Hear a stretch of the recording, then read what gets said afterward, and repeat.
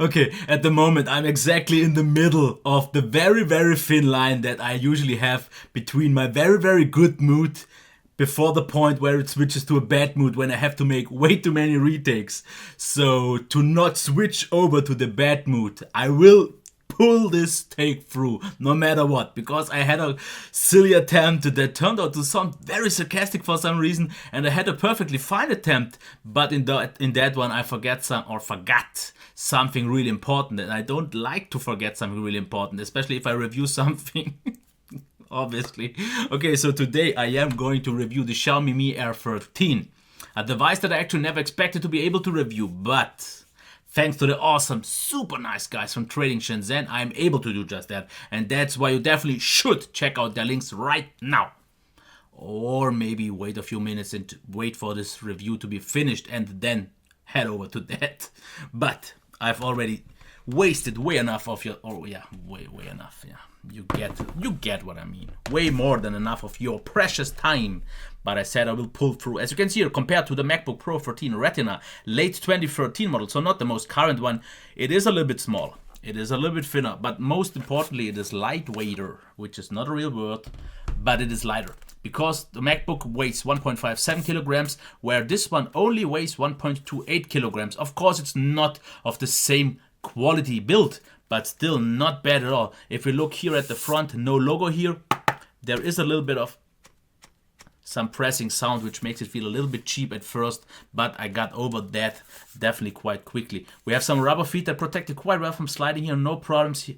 Some air intakes, which I'm not the biggest fan of, because I would have wished for a different solution, because if you have it on your laps, it will actually get blocked and then the fans will kick in, which I guess wouldn't have been necessary otherwise. Also the speakers here. And let's get to one thing. As you can see here, there is a gap between the lid and the bottom part. And as you can see, one thing. It actually feels to me like the keyboard touches the display. And that kind of gets the display dirty, because I've cleaned it up so many times, but when I close it, it still picks up some dirt again. And the next thing that I want to quickly mention here is the build quality, because between those two screws, as you can here see, there is a little bit of material going in and out. But I also know that this device has been already opened a few times, so maybe that's the reason. So maybe if I would have had a new one, this wouldn't have been an issue, and otherwise I wouldn't have noticed, and that is still fine. But it is not built perfect, because in some places it is a little bit sharp, not quite as smooth. But for the price, I can't complain. I've definitely seen pricier devices that weren't built that good. So still not bad, and it feels lightweight, compact, looks nice. So what more do you want?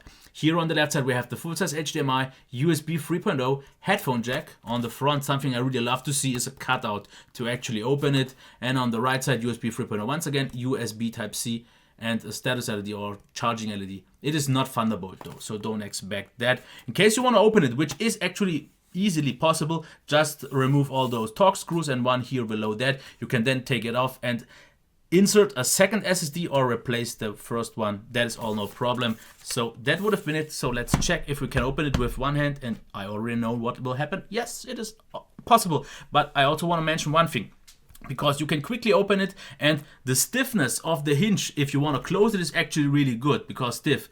But if you want to actually open it, I think it's a little bit too loose, because sometimes if you just put it, as you can see here, on the table, it will go back, and I don't like that much, because there it is a little bit too loose and makes it feel a little bit, yeah, not all that amazing. But that's fine. It's not a huge problem. Now let's get into the keyboard here. I have to say, I like the keyboard typing experience, even though the keyboard is not maybe the best quality one, because the travel is still nice, because a lot of those thinner keyboards these days, or thinner laptops, don't have a high amount of key travel. This one is absolutely fine, but it feels a little bit mushy. I would have wished for a little bit of a harder actuation point, so a little bit more pressure, because that makes me mistype a little bit more often. 2 levels of backlight, but due to the silver caps, it actually works out sometimes nicer without the illumination, because if you turn it on, it kind of makes the letters disappear. If you don't look at the display while typing, it's not a problem at all, and it's still nice to have the backlight, but I would have definitely preferred black keycaps. We have a function lock, and of course we have a lot of function buttons to change the volume, the brightness, and this is all nice. And the rest of the layout actually works out, and the typing experience on its own works out really good, because as you can hear,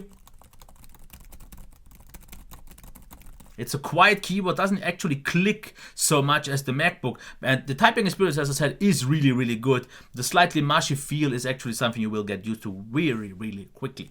The trackpad, actually one of the better ones that I've used so far. It's not quite as good, of course, as on a MacBook, but really, really good. And amongst the very best ones actually on Windows so far, because as you can see here, scrolling works absolutely smooth, absolutely nice. It takes all your, or recognizes all your gestures just fine, and it sounds good. There is not a real gap between. So definitely one of the better ones. So overall, the peripherals, the inputs are really good. So let's get into the next part that is very important to me, and one of the highlights here of this display for sure for me, and that is the display. Because if we quickly check my samples, I gotta say I'm almost kind of blown away, because I didn't expect to get such good display for this price. Because first of all, sharpness, no problem at all, because this is at about 90%, but at 100% it's absolutely bright enough indoors. This is due to the camera. It's a really, really bright display, not the dimmest one. So for some people that is still too bright. Just for the sake of this video, let's leave it at 90%, and it is great. Sharpness is also great, because 1080p with 30.3 inches works still great. I used the scaling of 125%. 100 would have been possible, but was already a little bit small. But still no complaints here, especially since the display is of such a high quality, and the calibration is kind of what completely got me, because white point, no changes necessary, absolutely great. And the blacks, there is no light bleed at all, very uniform, quite deep. This is really good, and I've seen this so much worse on so much higher end devices that I'm so pleasantly surprised, especially with the calibration, because such vibrant, nice, but still balanced and natural, accurate colors that are pretty much the closest thing that I've ever seen to a MacBook Pro calibration. And this is what kind of gets me, and why I like this device so much. Because the display for me is very, very important. And this one completely got me. The viewing angles are stable and everything else is just great. And let's quickly check a video here so you can also see the speakers. Of course, the picture here doesn't look exactly right because of my camera. But I can tell you I'm super, super happy with the display. And I would say this is amongst the very best displays that I had, and one of the main selling points for me, because the calibration and the display on a laptop for me is one of the most important parts, and here they completely pointed. So let's check the video. Okay, I don't think it makes much sense to try to make a proper take here, because I'm so ecstatic about this headset that I will run into some language problems at some point, and I can already tell you one thing. No need to make it any longer. All I can say about the speaker, I'm fully satisfied. It is more than loud enough, and it sounds actually quite high quality, because very nicely balanced, quite full, rich sound. The bass is there, and yes, of course, the highs and the mids distort a little bit due to the chassis mostly vibrating. The speakers on its own are quite good. They are bottom firing though, which I'm not the biggest fan of, because especially if you use it on a soft surface like a couch or on a bed, it will muffle the sound a little bit. It still sounds good, but especially on something like a desk, it will sound so good, and it's definitely one of the already better speakers that I've ever heard, and this is great. Same goes for the headphone jack, absolutely solid here. I'm really pleased what I can see here in terms of display and sound, and this is, yeah, making me kind of speechless. Did not expect to get that on a device of this price level, because I've reviewed so many ones that did not nearly impressed me so much. In terms of performance, you can see the SSD speeds, 1500s of read speeds is absolutely great. Write speeds are a little bit lower, but I guess it's still okay. And I want to talk about the stability, but I will just switch it. I don't really have to show you that, of course, the scrolling here is super smooth, as you can see here, great. Because the i5 does a great job, can handle all daily tasks without any problems. Everything is smooth and buttery, and maybe not fastest write speeds will be noticeable, but for everyone normally using it, absolutely no problem. In case you want to render or edit videos here, it's absolutely possible, but just don't expect too much. Yes, we have the NVIDIA 940M here, which already makes it better than something like a stock default graphics from Intel, definitely that. And we have a dual core, just keep that in mind, even though we have 8 gigs and the overall performance is great. You can edit your videos. The rendering times will be just longer after all, because Adobe Premiere needs so much performance, and you need, if you want a great experience, after all, a quad core and a high-end graphics card. But for a laptop, it's actually one of the better ones. But in case you are interested in gaming, don't get your hopes up high, because all I can tell you is, just to keep this real quick, 720p with low to maybe medium settings at about 30 frames is possible on even some newer games, but once it throttles it will be even less so, and I will get into just the throttling a little bit, but don't expect here too much. If you want to play games more than just casually and not some super old titles, get a budget gaming laptop. You will get a better experience, but if you want to play some casual games, absolutely no problem here. But let's get about the heat and noise here. Heat first. Because if you just use the CPU, it gets to about 75 to 80 degrees, doesn't throttle, and this is fine. But once you use the GPU as well, then it will actually start to throttle, because then I reached temperatures of 90 degrees and then it started to noticeably throttle, mostly due to the GPU running just too hot. So keep in mind that you won't be able to play games in the best performance mode for long. Just about that. In terms of noise though, I have a little bit of mixed feelings, because in idle, it is pretty much, let's say, fan noise free, because the fans don't really kick in unless you have it on your lap, and then they will get blocked, and I said that then they will start spinning, but usually you don't hear this at all. The only thing that I've heard though is some coil whine from the bottom, and at first I actually thought it was the fan spinning very, very slowly, but I noticed it is coil whine. But you will only, and really only, hear this coil whine if you have the device in a completely silent room and you have very, really sensitive ears like I do, and maybe due to the pitch that is very close to my tinnitus, I notice these things more. But if there's any noise in the room, and if you don't have the most sensitive ears, which I have due to my tinnitus, you won't notice, so don't bother about it. Even I pretty much never notice it, but in my testing, of course I did. In full performance mode, the fans actually kick in more, spin full power, but it still stays absolutely reasonable, absolutely not too warm, or I mean too loud. But the performance isn't just there to keep it at full power all the time, so just that.